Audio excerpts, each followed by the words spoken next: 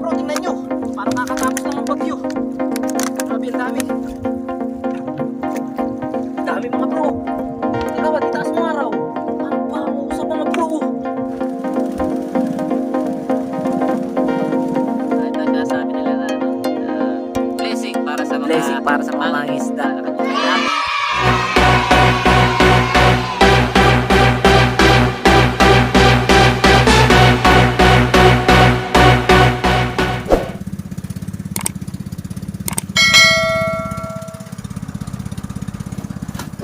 Yo, what's up? Magandang gabi sa inyong lahat mga bro. Mapagpalang gabi sa ating lahat. Ngayong gabi ay mamamanti tayo ng bangus. Kasi lumitaw ang bangus ngayong araw. So actually kahapon pa, pero kaninang umaga pa lang kami nakakalat. At ngayon ay pangalawang pandaw natin. So samahan nyo kami. Tingnan natin kung meron tayong mahuhuli sa ating pamamante. Samahan nyo kami sa video na to. Let's go! Yeah mga bro, malapit na tayo sa ating latag na lambat. So ayun, ang kubo natin. So, diretso pakain na rin tayo ng aso. Pero gigilid pa tayo mamaya. So kailangan kasi natin na yung huli natin na bangus ay mayelohan natin. So yan, tara, samahan nyo kami.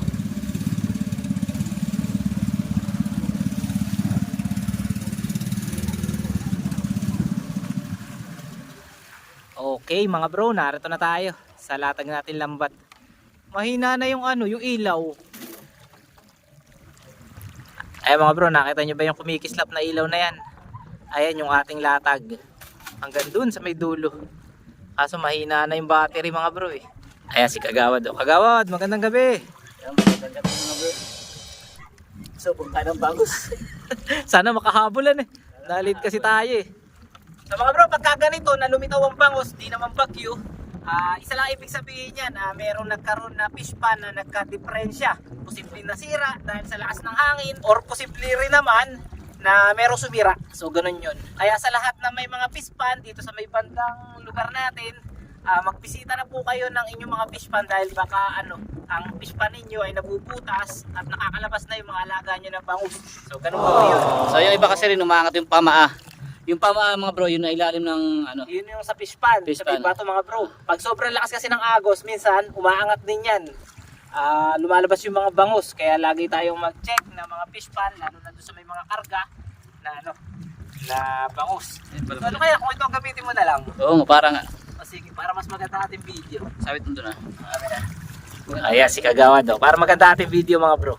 Mag-iilaw tayo ng malakas. Yun. Lakas mo na. Yan. Pala mga bro, kanina si Kagawad ay nanusog ng alas 4 ng hapon. Ang ngayon, ang oras natin ay 9:30 PM. Si Kagawad nanusog kanina. Kagawad, ilan ba ang huli mo kanina? So ang huli natin ay 7 kilo.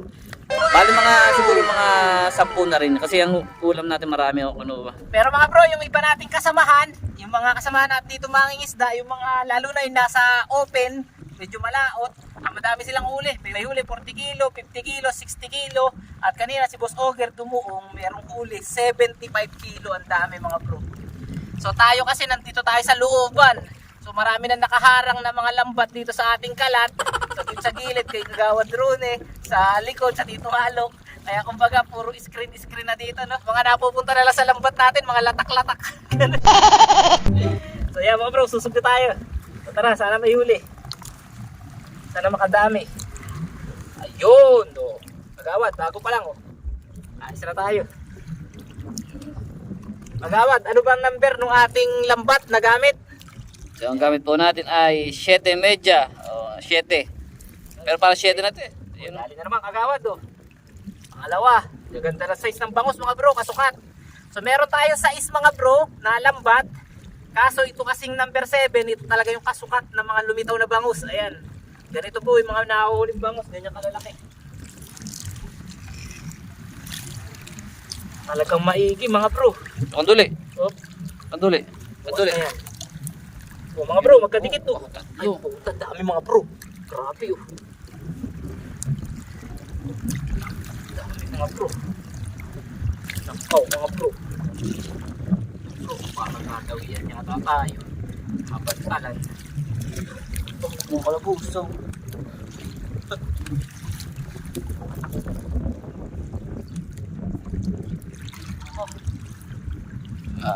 Lleno ka. Ay, yelo ang inabot mga bro.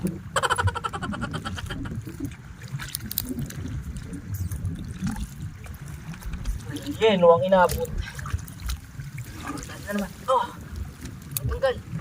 Oh! Huwag ka matatanggal. Huwag kang bibitaw. Malit ka lang. Bro, tingnan nyo. Parang kakatapos lang ng bagyo. Grabe, ang dami. Mga buhay pa yung iba oh.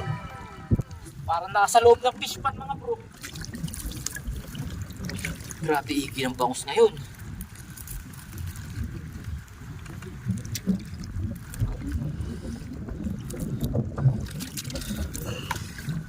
Yan ang mga waluhan. Tawagin waluhan pituan na. Walang piraso at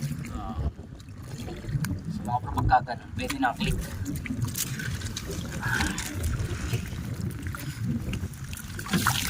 Bangusan.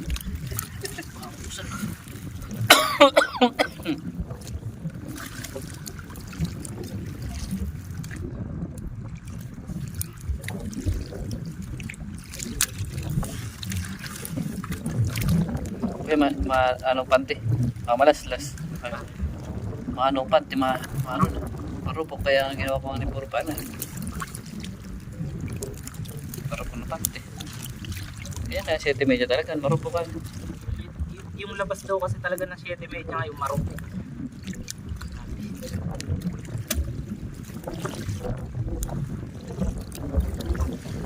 Yun pa oh. Dalawa sunod to. Size. Dalawa size ano. Yung mga bro. 7 talaga kuya. 7. Dabi sa 7 ngayon. May 7 ano. Grabe mga bro. Napakaigi ng bangus. Tingnan nyo naman no. Oh. Parang pantalan no. Naalala nyo ng bagyo mga bro. Dikit-dikit ang mga bangus. Parang ganito rin yun.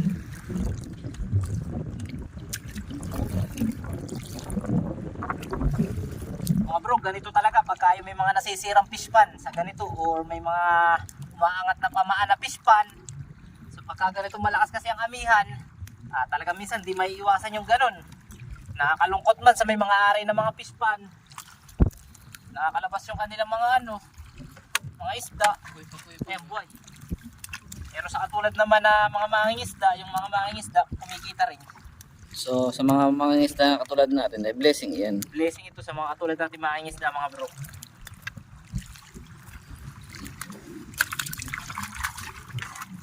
Yun. Dami mga bro. Dami.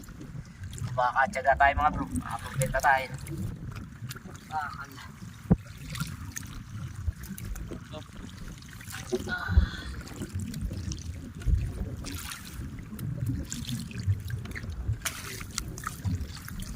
Ayan, shoutout nga pala kay Mark Joseph na kanina ka-chat ko. At nalitawan din daw sila ng bangus mga bro, kaya nanusob tayo ngayon. Shoutout sa'yo bro. Sana'y nakarami ka rin. At kami, wala pa isang banatan, siguro mga 3 na may kit.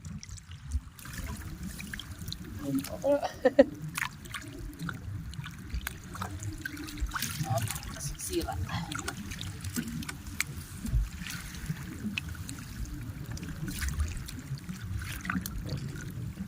Medyo wala sa amihan mga bro. Pero kayang-kaya naman natin. Sanay na tayo dyan sa mga ganyang hangin.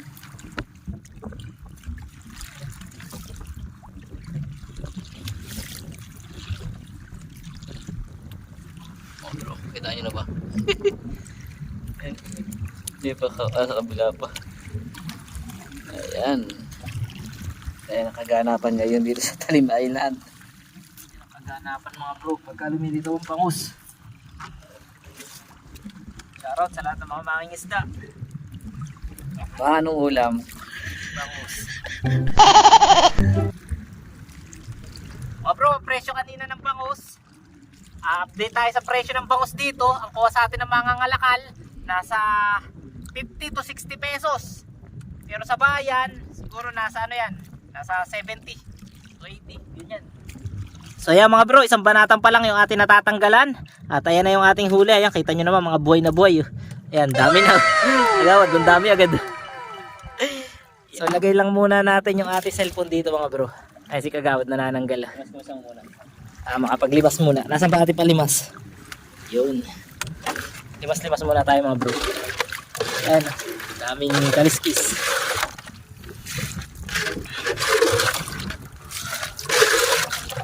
Bali ang kalat natin ngayon na number 7 na lambat mga bro ay 4 na banatan. Tapos meron tayong 2 banata na 8 sa may bandang dulo. Yung 5 puwa natin. Mga bro, tingnan nyo naman dito. Dikit-dikit to. Ayan. Tapos ayun pa. Ayun, dami. Grabe ang kapit mga bro. Ang dami talaga. Ayan. Ayan.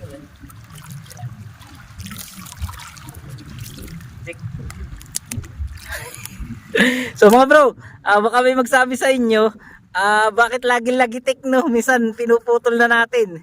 Para tayo mas mabilis mga bro na mananggal ng bangos. At saka yung lambat naman natin kung mapapansin nyo, matagal na talaga yan. Bagyong ano pa yan. Sobrang tagal na talaga mga bro. Siguro mga 5 taon ba tol? Ganyan. Mga 5 taon mahigit. Iniingatan natin yan mga bro, pero para mabilis yung ating panananggal, minsan nilalagot na lang pag paisa-isang mata lang na. Baka kasi yung mga professional na mangingisda, sabihin na naman bro, lagi kayo pasira. So pagka mahirap lang tanggalin mga bro, ganun lang yun. Ayan, ang dami, dikit-dikit mga bro. Grabe. Ayos na ayos. Dali, lalagay ko muna dito para matulungan natin si Kagawad. 2 tayo. Mga bro, tara, pagdalawahan na natin to para mabilis tayo makauwi. Yun. Paatrasin mga bro. Magkaganyan, hindi masisiraan yan.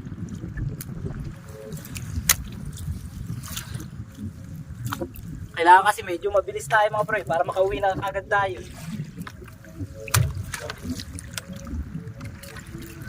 Ayos, nalitawan tayo mga bro.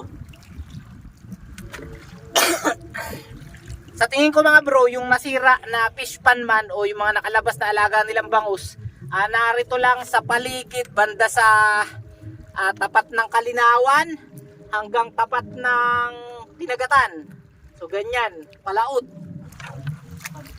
Dami mga bro. Kagawad, itaas mo araw.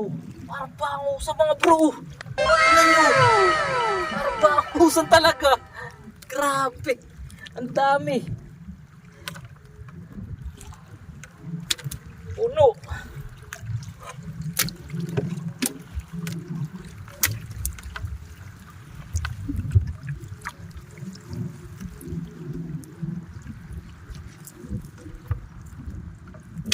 So yung ganito mga bro, saglit lang to. Kasi pag nakita na yung sira, syempre matatakpan na yan, wala na lalabas sa fish pa na na bangus.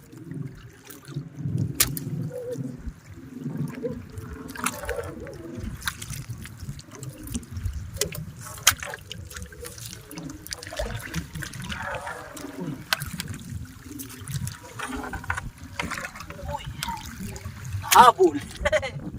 Galing.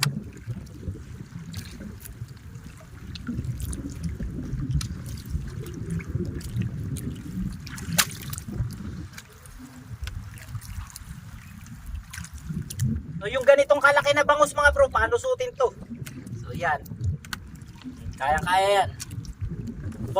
Parang di ata kasya. Ayan, paano suotin? So mas marami ang tanggaling kay Kagawad mga bro sa may taas. So talaga ang bangus medyo lutang.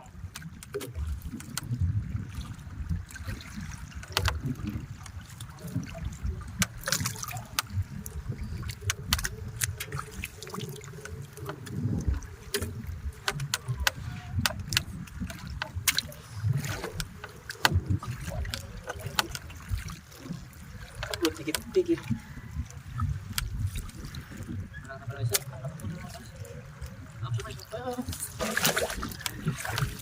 Hindi makakawala sa akin. Bawat bangus ngayon mahalaga.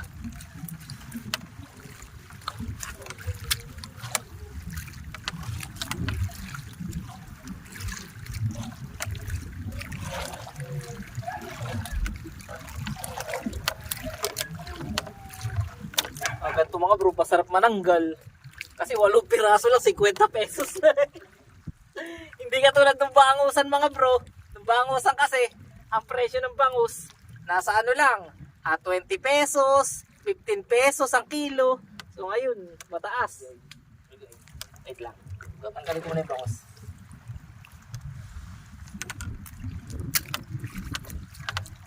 Nakasabit mga bro. Wait lang. Opo. Ito. Ayan. Duluwang pala. Dalawang barata na, pero ang dami na. At video ulit tayo. Ano? Nagkikilaw na.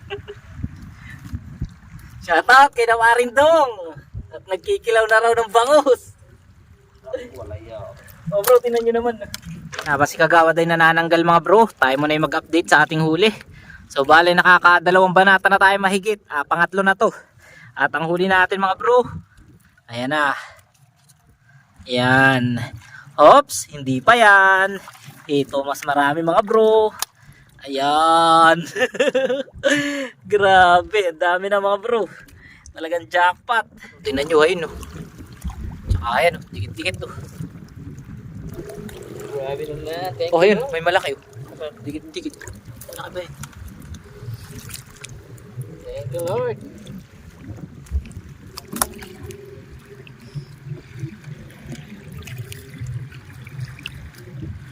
Ganda ng size ni mga bro. Ayan, dami na. Ayos. Mga bro, malapit na tayo matapos at nakahuli pa nga si Kagawad ng isang malaking ahas. Okay, so mga bro, ang tawag po dyan ay duhol, ahas lawa. Non-venomous po yan, walang kamandag, pero nangangagat rin po yan. At masakit din makakagat. Parang ano siya, python. Laki no? Mga bro, laki. Ay mga bro, papakawalan na natin ng malaking ahas. Ayun o, python. Duhol po, duhol. Ayan o, yung mga ngagat po. Oops, sige. Ayan, langoy ka na. Papahuli. Mga bro, eto matatapos na tayo sa number 7 na lambat. At ngayon parating na tayo doon sa number 8. So medyo maliliit ang huli noon, talbog na yung mga ganito kalalaki na bangus. Pero nakakabalot pa rin yun mga bro ng bangus. So tingnan natin kung merong huli no. Ayan, binabati ko lang ng Happy Fiesta. Ang Barangay Bumbong. Ayan. Ayun. Happy Fiesta. Pakain naman, pakain. So yan mga bro, narito na tayo sa number 8. Ayan, yung kulay itim na yan. At kung mapapansin nyo, ay humuhuli pa rin mga bro. Ayan o. Yeah. Oh, yan o. Kapit pa rin sa number 8. Tol, di ba may number 8 pa tayong dalawang baratan? Pwedeng ikalat pa yun. Ayan, daming huli rin mga bro, number 8.